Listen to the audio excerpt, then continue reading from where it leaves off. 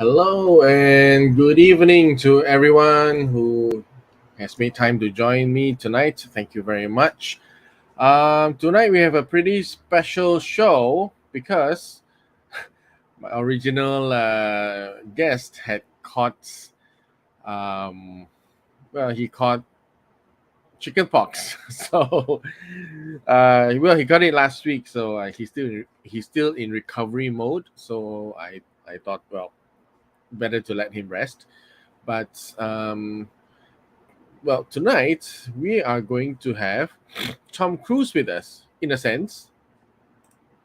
Um, Basically, I'm going to go through the leadership journey that this character in this movie went through, and let me tell you, this is one of my favorite movies. Actually, I'm a big science fiction fan, but I just felt that the way this character was written was really good, and it and as I was watching the show, um I guess it's sort of like a occupational hazard, right? I can't just watch a show. I have to watch it, and it just germinates in my mind how things are being developed at a writing point of view, at a leadership point of view, and a personal development point of view. And I just felt that in this movie, this character of Major William Cage was so well written, right? The journey that he has gone through, from a coward to a leader that people that who has followers who are willing to die for him, and that journey is really fascinating. And I just felt that I learned so much. And I actually kept um, I had actually prepared this deck months ago, right? Almost as early as soon as I started the Leaders Dojo, but I never had a chance to use it because I didn't feel there was uh, any appropriate time, because I always had guests on the show. But since my guest, he's suddenly gone down with chickenpox, I thought, okay, this might be a good opportunity, right? So if wherever you're from, just let me know so that I can say hi. Uh, Thanks for joining us. Let me know where you're tuning in from. Meanwhile, let me just get the show started.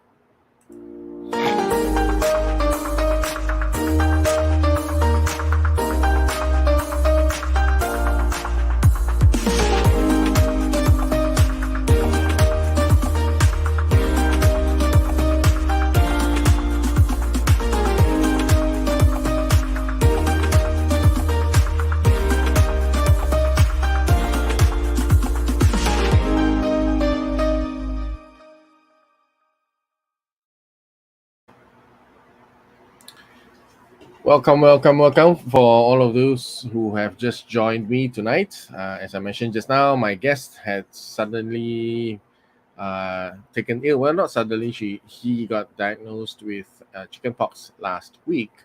So, well, we're gonna do this, right? So, and I think you will find it very interesting. I hope you find it interesting. As usual, I would invite you to drop in your comments so that we can have conversation together. This is not just well, I don't have a guest tonight, so I don't plan to lecture you, but I do plan to share with you what I see through this character, right? The growth of this character and what it means to be a leader through this character. And do have this conversation with me, right? And share with me what you see as well. Hi, Melissa. Thank you for joining. Oh, tonight you're going to see a different part of me, right? The way I think. I work with Melissa, so this is probably something new to her that she's going to see in me tonight. Okay, so Major William Cage is a character in the movie called Edge of Tomorrow. As I mentioned, this is one of my favorite movies. And as you can see in the slogan there, live, die, repeat, that's what the story really is about, right? So it's about this guy who, you know, fights aliens. Okay, for those of you who are not really science fiction fans, I'm sorry, but I am a science fiction geek. So anyway, he fights aliens, and he gets infected with this alien blood, which allows him to restart the day. So when he dies, and then he wakes up and he restarts the day. So that's the premise of the show, right? Where he lives and then he dies and then he repeats every day like this. And what happens is, throughout this time when he's living and dying and repeating, he grows as a human being, right? From a very self-centered, couldn't care less coward to somebody has a very large vision. Hi, Anne. Thank you for joining. And Eric, good to see you as always. Welcome, welcome. Hi, Jimin. Glad you're here as usual. Really, really glad to see you here. So, now, William Cage, he is, although he has a high rank, he has a major, his rank is a major in the US Army, but he really doesn't have any fighting experience. He was a businessman in the communications industry, right? And so they roped him in to the army so that he can do PR work, right? Sell the idea of the war to people so that people will sign up to fight, right? And his rank gave him certain privileges and access. But basically, what he does is just sell. He sells the war. He does the communications. That's all, right? He doesn't fight. Hi, Husni. Thank you for joining tonight. Okay. And what I am going to base my presentation tonight is actually, oh, what is this first? No, I want to see this first. This one. I'm going to base on John Maxwell's framework, which is called the 5 levels of leadership. Hi, Winston. Hi, Vimala. Thank you for joining me tonight. Thank you so much. This is like, I'm a little bit overwhelmed, but at least I'm very, very happy because I'm alone. I'm all alone tonight on the show, and I'm glad to have all of you here with me. So the 5 levels of leadership, John Maxwell's framework, it's sort of like an outside looking in kind of framework, right? Why would people want to follow you? When they look at you, why would they want to follow you? So these are the 5 levels that he has come up with. And they are stronger and stronger reasons why people will want to follow you. So the first reason why people follow you is your position, right? Your position gives you certain rights, certain privileges, certain authority and power, because they have to, right? Your boss, your superior rank in whatever organization that you're in. Second reason, the higher reason why people follow you is because they give you permission based on the relationship that you have, right? You have developed some sort of goodwill with people, so they want to follow you, right? But that's not permanent, because it only lasts as long as the goodwill lasts. When the goodwill is gone, people don't follow you anymore. And this goodwill can be many things, right? It can even be monetary based. You can actually buy the relationship sometimes. So that's a very mercenary kind of relationship. And then you have the reason of results, where you produce results, right? So people follow you because of what you have done in the organization. People look at you, they see what you do, they see that you have ability, they see that you have commitment, and then that gives them the confidence, right, that you are somebody worth following. The next level up is people development, where you actually spend time to mentor people, to guide people, to teach people. And so people follow you because what you have done for them, right? You have personally contributed to their growth. So it's not just benefit, but you have contributed to their growth, which is a long-term benefit, right? And finally, pinnacle of respect. People follow you because of who you are and what you represent. So this is where you are a person of vision, you're a person of conviction, you're a person of commitment. So people look at you and they just have this respect for you, for what you stand for, and they decide that I'm buying into this vision, I'm buying into this, what you stand for, right? Your cause, your purpose, and they follow you because of that. So what I've done is I have a slightly different take. As I mentioned, John Maxwell is from the outside looking in, right? Outside people are looking at you and wondering why they should follow you. Um, I have another framework based on John Maxwell's framework, and I call it the 5 levels of ownership, because to me, leadership is about ownership.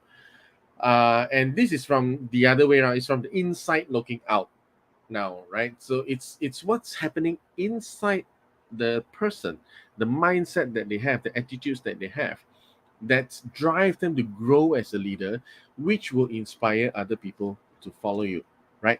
So the first level is actually not much of a leadership level, because at this level people are just focused on their own tasks. I just want to get things off my plate, forget about it. End of the day, uh I've handed in whatever I need to hand in, done, right?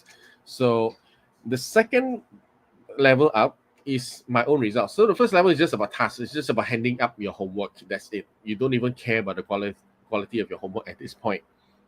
At the second level, then yes, I do care about the quality of my work, because I want to look at my own results. So, but at this point, I'm only concerned about my own results, my own performance, my how other people review me. So it's about me. I'm not caring about anyone else. So first level of ownership is just that small piece of my task. It's not even about the result. The second one is how I perform my task to get the result. So it's a little bit larger. The third level up is my impact on the team, right? It's not just about my own results, but I want to contribute positively to the team dynamics and results, right? So it's a little bit larger now. The ownership is a little bit larger. And as your ownership grows larger, then you're able to influence more people, right? And people will feel more confident to follow you. Next level up will be my impact on the organization's goals. So it's not just a team within an organization. Now I'm starting to think of the whole organization. I want to contribute positively to the entire organization's results, not just a part of the organization's results.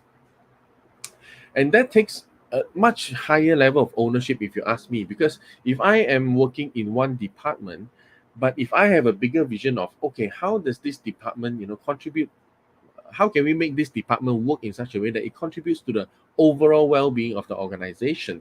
Now that's a different level of ownership. You have enlarged your ownership not just to your team, but to the entire organization. And finally, at the top, I will make it happen. So there's a personal commitment to ensuring that the organization's goals are met. And to me, this is the highest form of ownership, where you're not just talking about um, contributing positively to the organization's results. You have a personal interest that drives you to commit to ensuring the organization's goals are met. And mind you, these 5 levels of ownership are not necessarily depending on how high you rank. It is the personal attitude that we have, right? Hi Liana, thank you for joining. Glad to see you here. So is these 5 levels of ownership is about us personally. So I can be the lowest ranking person in the organization, but I can still have the mindset that I have a personal commitment to ensure the organization's goals are met. It's possible. It's very, very possible, right? And you do see it sometimes when new people come into an organization. They're not very high in the rank, but they're really, really gung-ho. They buy into organization's goals. They buy into organization's visions and purpose, and they're all out for it, right? And they don't mind contributing to across teams, contributing to the colleagues, helping out their colleagues. So it is very, very possible. All right. So based on these two frameworks, John Maxwell's 5 level of leadership and my own 5 levels of ownership, we're going to trace the journey of William Cage. If you have any questions or comments along this presentation, feel free to absolutely drop it into the chat box. I would love to have a conversation with you about this. Now, without further ado, let's look at William Cage. and how when we are introduced to him in the movie, he is at this level, right? He has major, he has the rank of major in the army. So his leadership is based on his position and position alone. People follow you because they have to, and also because he's a good communicator. He gets to, influence people in that way. So, and this is him doing his job, right? And look at his face. It looks like a fake, sincere face, right? We fight. That's what we do. But he does not have any skin in the game. He's sending millions of people into battle, and he himself is not interested to go into battle. But he has the influence as high-ranking officer. What do you do? Until an even higher-ranking officer comes by and says, "Well, you're going to cover the war from the front lines." So this is the general talking to him, and so he has no choice. He has to follow orders. What happens in the story is he tries to blackmail the general into letting him go. The general would have none of it. So basically, he gets people to knock him, and the general was pretty pissed off. So basically, the general had somebody, knock him out and strip him of his rank and, put him on the front line as a soldier, even though he has never ever trained for battle before. So that's how it works, right? When you have rank, you have no choice. People, when you have rank, people have no choice. They follow what you say, whether they like it or not. So that's in terms of the Maxwell level of leadership. But for the level of ownership, I would say uh, at this point, this character of William K, she's just worrying about his own task. He doesn't care about anything else. So as a major in the PR department, he's just concerned about selling the story. That's it. He's not concerned about fighting the war. He's not concerned about winning the war. He's just concerned about selling the story, looking good. That's all. Right? That's exactly what he says. That's what I do. I do this. I do this selling the war to avoid doing that, fighting the war. Okay, and even after he has been forced to fight in the front lines, and this is where the scene where he's, the day before the battle, and he's just saying, "I will never be combat ready," right? So he's still within his mold. I'm only cut out for communications.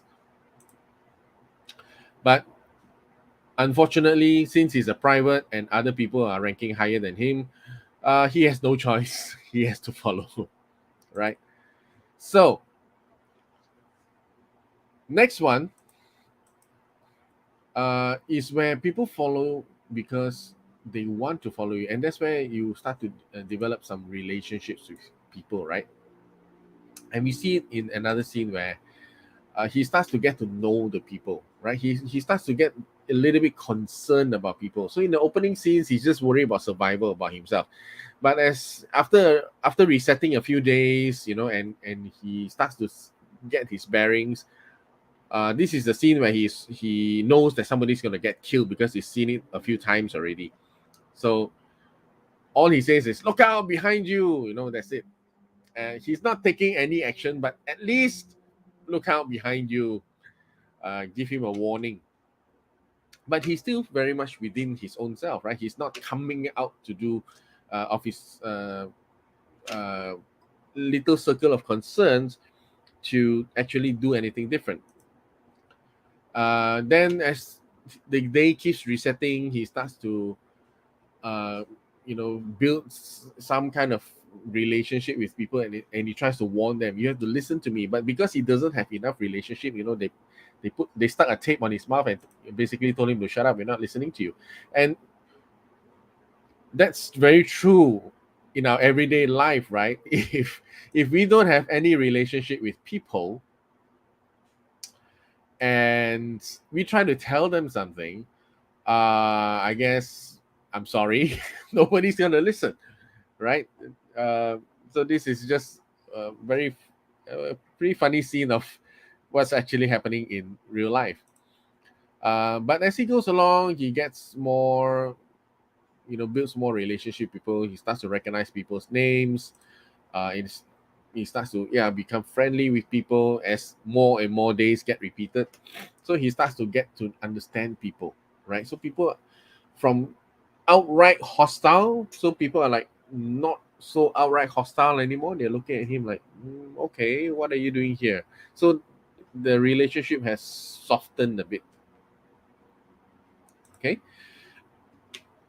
But at this point, like I said, he's just worried about his own results. He's not concerned about anything else. Um, and then this is the scene where he meets the heroine. Her name is Rita. And by this time, he has reset the day so much. He's really, really become a very talented fighter. And he sees Rita, what's his name? What's her name? Rita Vertasky, who is a combat veteran, the icon of the war. Right? Everybody looks up to her. She's the legend of the war. So so when he sees her, he says, oh yeah, this is the way. She's gonna save us. But he sees her get killed on the battlefield. So what he's thinking is, okay, I need to save her so that she can save the war. She can lead the war and save everyone, right? Because he had seen the war, the day being reset, and he knows that they're going to lose the war badly. So he is just thinking about his own thing. I'm going to do this. I'm going to work at this to save her so that she can do that, right? The bigger one. But you can see there is a growth, right? So he's no longer just I'm just going to do my own thing, whatever. There's a growth here now, right? That he wants to move forward. So, but it's not him who's going to move forward. It's going to be someone else. But I need to make something happen so that that person can move forward. Unfortunately, he couldn't. And this Rita actually knows what is going on with him because she had that power once. And so they struck up a partnership throughout the movie. And this is where the question comes. What are you expecting from me? So he needs now to make a choice, right? So Rita can't do it alone. She needs him. So he has to make a choice now. What are you expecting from me? And that's where the next level of ownership comes in, right? What are you expecting from me is a question that needs to be answered. And the answer is when the response comes, I expect you to be like this, I expect you to do this, I'll expect you to achieve this outcome. The answer is what? What's the answer going to be? There are only two possible answers, right? Yes, I accept. No, I do not accept. Okay. So for him, he accepts it, right? So that's where he moves up to his next level of ownership, where he wants to contribute to the team. He wants to contribute to a bigger level of achievement, right? So he's moving up, and he's also moving up in his level of leadership, right? Because he's getting results, so people want to follow him because of what he has done. And we see it in this. Rita, being the combat veteran, the legendary warrior, is now asking him, okay, what's the current plan? So we can see that this William Cage character by Tom Cruise, he has sort of like overtaken her already in terms of leadership, right? Because simply because she recognized what he can do.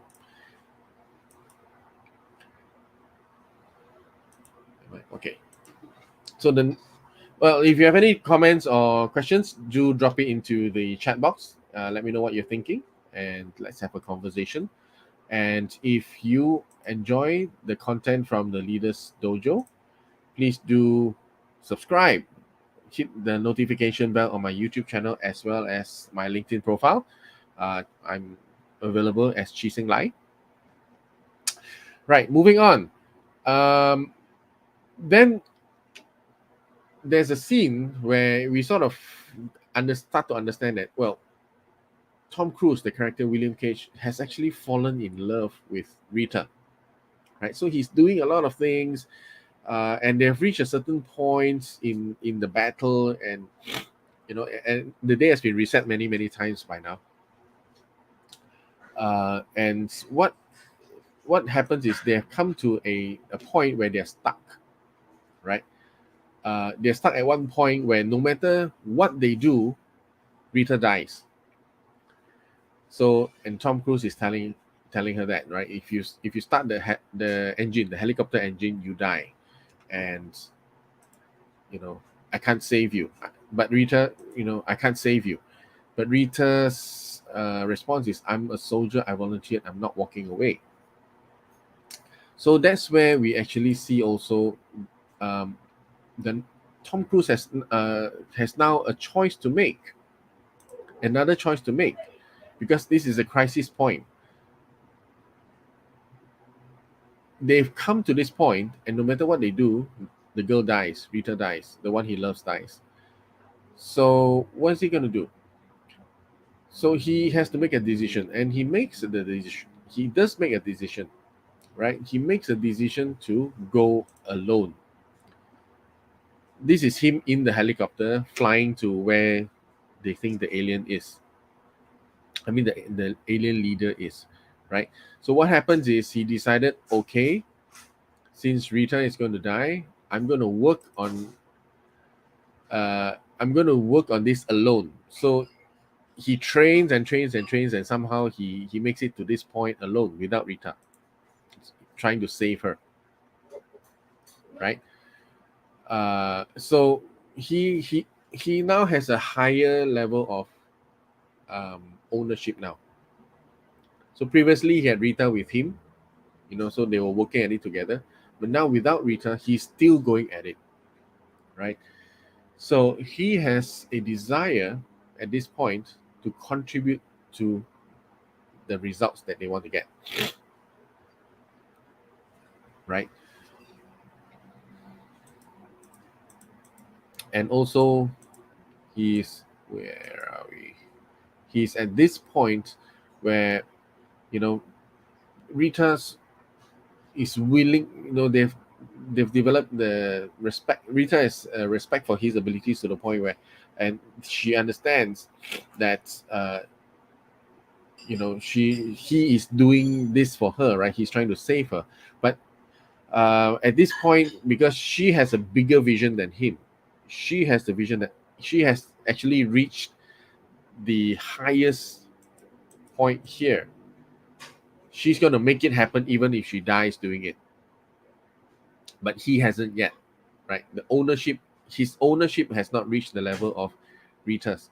So but he has to make a choice. So he makes this choice, and he moves up to contributing to the goals. Hi Ariza, hi James, hi James from Melbourne. Thank you for joining me. My goodness, honored. Ariza, thank you for joining. So glad to see you. So this plan to see the alien screws up because it wasn't there, so he had to restart the day again and figure it out all over again with Rita again now. So Rita has to join him to figure out the new plan. So that plan of trying to save Rita is out of the picture already. It's a new thing they need to figure out. But what happens is, he lost his power along the way, right? So now the stakes are very high. He only has one chance. If Rita dies, is forever. If he dies, is forever. So the choices he makes is very costly. And that's where he makes the choice. He will do it. He will do it. Right? And he has reached this level now, the pinnacle. Right? Because in him, he has put the flag where he stands. I'm going to save the world because I'm the only one who knows where the alien leader is so that I can kill him. I only have one shot. He could just live out the final hours of his life before the aliens invade the whole earth. But no, he chooses to try it, right? So he has made a choice, he has made a stand. So when we make a choice, when we make a stand, when we stand on our purpose, then we have reached the highest pinnacle of leadership, right? Where people look at us and they see, well, this person is a person of conviction, person of purpose. Then that inspires like-minded people to support us and follow us, right? And this is where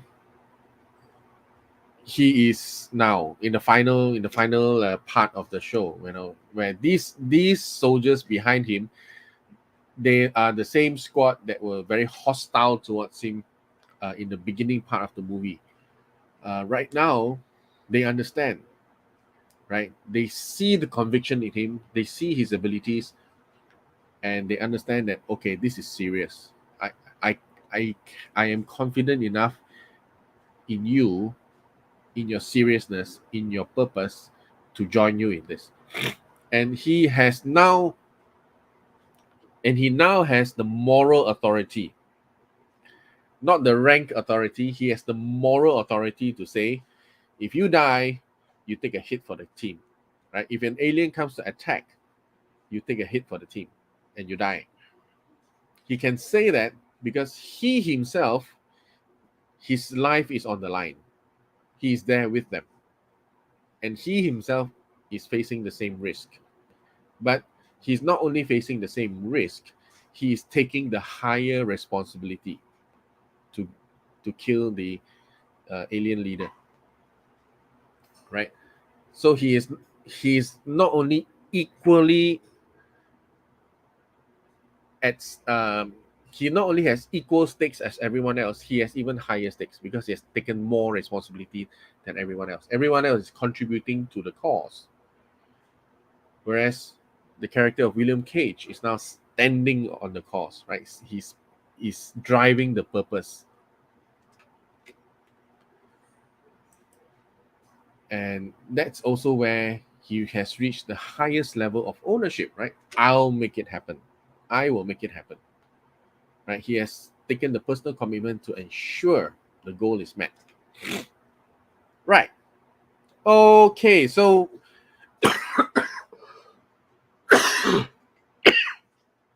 gosh, excuse me. So that's how I saw this movie, and that's why I love this movie, right? Because I have an interest in writing, and I felt the way this character was written was really interesting. I have an interest in leadership and personal development, and I felt the way this character developed into a leader was really interesting. Maybe let me know what you think, right? Put it in the comments. Let me know what you think. I really love to hear what you have to say about this. I've got a little bit more to go, not much, but let's take a few minutes, and I would really love to know what's your take on this.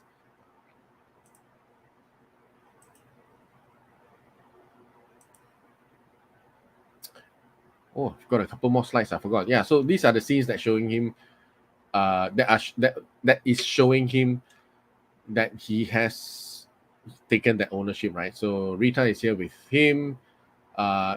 She is injured and probably would be dying, but his level of ownership has surpassed that now, right? Previously, he was trying to hold Rita to himself because he was in love with her, and now uh, his sense of ownership has gone past Rita, right? He's still in love with her, but his sense of ownership for the purpose exceeds that now.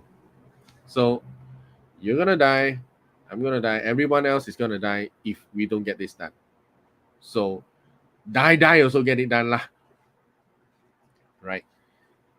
So he's putting his life on the line to draw that thing away so that Rita could carry on with her part of the mission.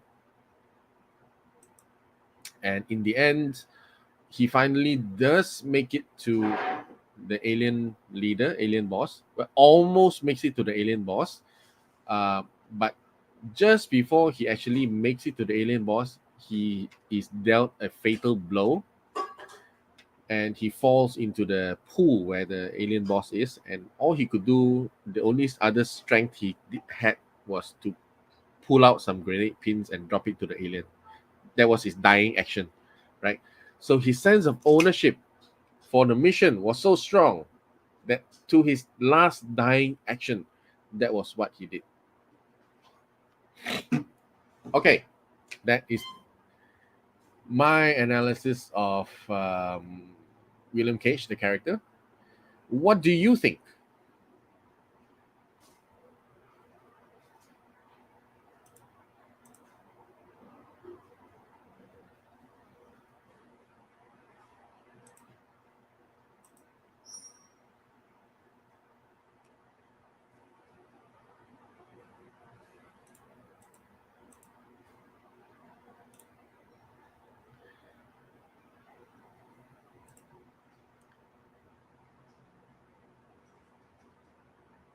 Yep, like I said, I can't watch a movie without these things playing through my mind because as a writer and somebody who has a interest in personal development, I, I can't just enjoy a movie as it is.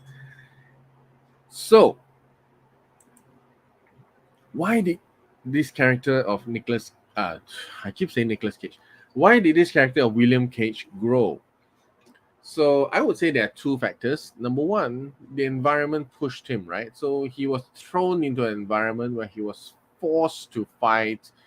He was forced into all these horrible situations, life and death situations, great suffering.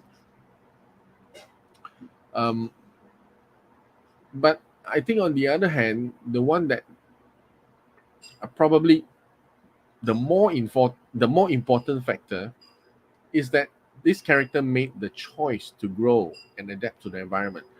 The environment is the environment, right? It doesn't change. The environment can make you, the environment can break you. It depends on the choices we make. It depends on the choices we make internally, the attitudes that we carry.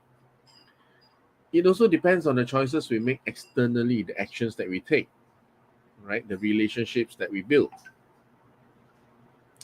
So in this William Cage character, yes, the environment pushed him. The environment was very, very high pressure, but he also made the choice.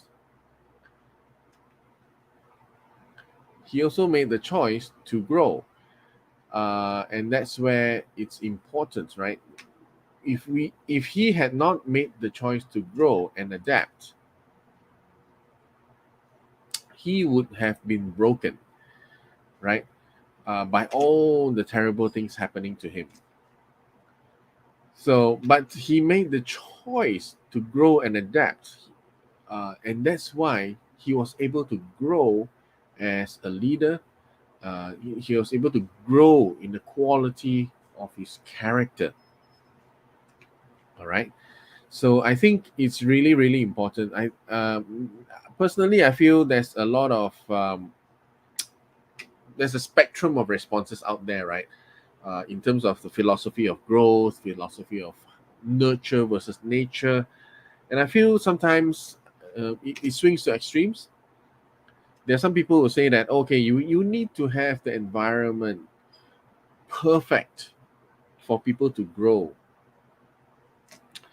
and I don't deny that if we want people to grow, we have to create an environment that is conducive for people's growth.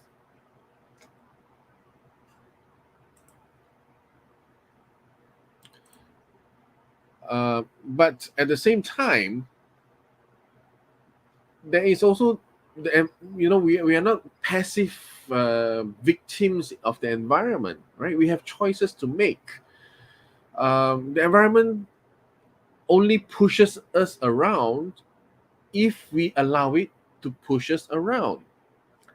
We have choices to make. We can make responses We can fight against the environment. We can push against the environment.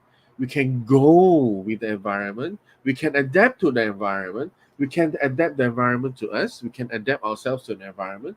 We can modify certain aspects of the environment to our advantage. We can modify ourselves or get allies. So there's so many different kinds of choices that we can make in response to the environment, and every choice that we make determines the outcome and determines the outcome of the things, the events happening outside. They also determines the outcome of who we become inside, right? So if we are caught in a bad environment and we're being pushed around by the environment and we feel that we have no choice, then very high chances are we will become bitter, we will become frustrated. All those negative uh, traits will come into our lives. But if we try to adapt, make the different choices, right? Make better choices, make choices to better the situation or better ourselves, then yes, we will still suffer in a harsh environment, but at least we have growth within us. We gain resilience for one, we gain wisdom another, because uh, uh, we gain insights every time we make choices, new choices, right?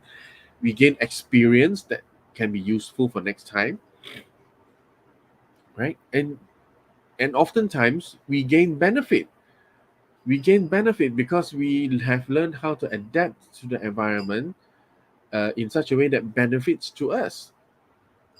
So I think these are the two factors that drove this William Cage character to grow as a leader, as a person, right? Uh, and this is, I think, something very important for us to remember: the circle of concern versus the circle of control. The circle of concern is the environment around us, right? If you look at a picture here, it's the news, it's the economy, it's what people think of you, it's what political views of other people, the weather, disasters, wars, terrorist threats, and sex lives of celebrities and politicians. These are all things we are concerned about, right? It weighs on our mind, it affects us emotionally, it worries us sometimes, the things that happen in the world. It concerns us, but these are outside of our control, right? The smaller circle inside are things that are within our control: where I live, where I work, what I read, what I buy. So these are the choices that I can make in my life that will make a difference. Maybe not for life, but it can make a difference for today. It can make the difference for the next 5 minutes, the next 2 hours. These are the choices we make, right? And as we continue to make choices, these 2 hours, these 3 hours, these 5 minutes add up. They add up, right? And that's how and you can see on the right side, that's how proactive people act. They enlarge their circle of control by continuously making choices within this environment, instead of being carried around by the environment. We continually make choices that we can control, that will bring benefit to us, right? We can control our enthusiasm, we can control our attitudes.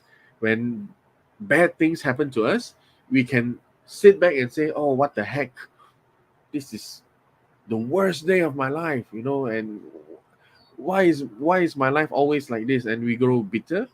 Or we can say, okay, it's a bad day today. Let's take a good night's sleep and start again tomorrow. That's entirely up to us, right? It's a choice that we make, how we think about it. We can choose the places we go to. We can choose the jobs we work in, the businesses we start. We can choose what we watch. We can choose what we read. We can choose what we buy. We can choose what to learn. We can choose a lot of things, the people that we hang out with.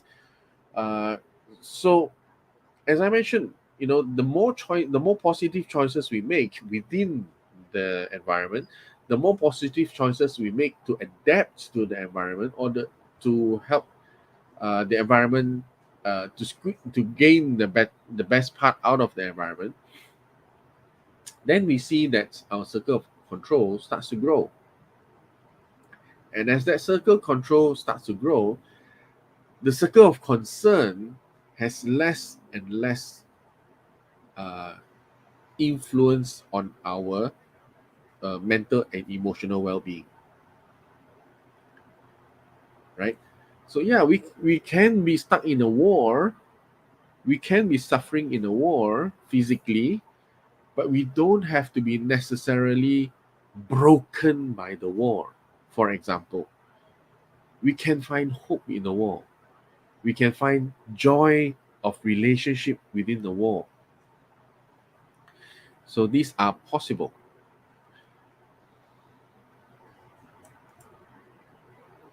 So there you have it. My presentation tonight. I hope that you enjoyed it. I see from I see from my StreamYard here that it has stopped broadcasting to LinkedIn. So I guess no comments and no discussion with you guys then. But I do hope that you catch the replay. If you catch the replay, I hope that you got something from it. And even if it's a replay, even if you're catching the replay, do drop a comment on the chat box, and I will come back and answer it. Right? Don't worry. So that's my takeaway from William Cage's leadership journey through Maxwell's 5 levels of leadership, right? Starting with position and then growing towards relationships, getting permission from people giving you permission to follow you. Then from producing results, people impressed and they feel that you are worth following. And then when you uh, develop people, when you contribute to people's lives and people feel appreciative and they follow you, and then finally at the pinnacle where people respect you for what you stand for, the purpose and the conviction that you have in your life, right? And they follow you because of that. And also the 5 levels of ownership that I've developed based on John Maxwell's 5 levels of leadership, where first level of ownership as a leader, or maybe a non-leader at this point, is just my own task. I don't care about anything else. I just submit my homework. I don't even care whether the homework is good or not good. Then the next level is, yes, I do care whether my work is good or not. I care about the results, but only because I want it to benefit me. Then we grow to the next level of ownership where I care about my impact on the team, right? I care about something larger than myself. In this case, the team, the people around me that I work with. And as I grow into this level of ownership, people start to see and start to have more confidence in me. And so that's where they will feel more confident to work with me and to follow me as a leader. And then the next level of ownership is where I feel like I want to have an impact, not just on my small team, but on the larger organization. I want to contribute to the larger organizational goals. So not just to my individual team goals, but I want to see, I can see how this team contributes to the greater goal. So now I'm trying to find ways how to, not just achieve this goal, but how to drive that to achieve that bigger goal now.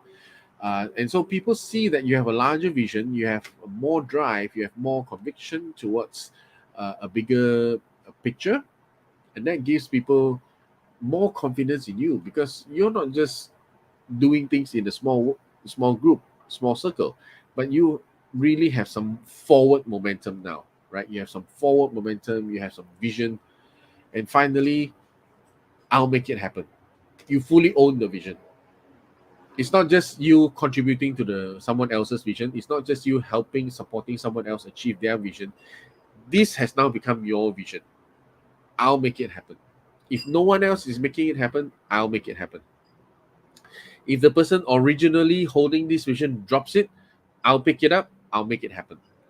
Right? So the personal commitment to ensure the organization's goals are met. Right? So yeah, so that's my presentation for tonight. I hope you enjoyed it. I'm sorry again for the technical issue with LinkedIn. Um, But I hope you got something from it, and do drop me a comment to let me know what you think. Meantime, I'm very glad to have Vimala joining me again on the next Leaders Dojo. And we're going to talk about a topic I think is really, really important. We have been talking about this for since a few years. Sorry, not a few, since a few weeks ago, and we just felt like there's a lot of leadership development courses, certifications, but there seems to be a missing ingredient. And we thought that the environment plays such an important role in developing leaders. So we're going to talk about this uh, topic. Is your workplace developing or killing leaders? If you are a company that's trying to develop your level 2, level 3 leaders, so that your company can become more efficient, agile, I think this is a very, very important um, topic to explore, right? So is your workplace, despite all the leadership programs that you have, is your workplace environment developing or killing leaders? Join us, myself and Vimala, on May 24th, 8:30 p.m. As we discuss this. I'm very, very sure it's going to be a very important and interesting topic. So until then, thank you very much for joining me tonight, and have a great day tomorrow.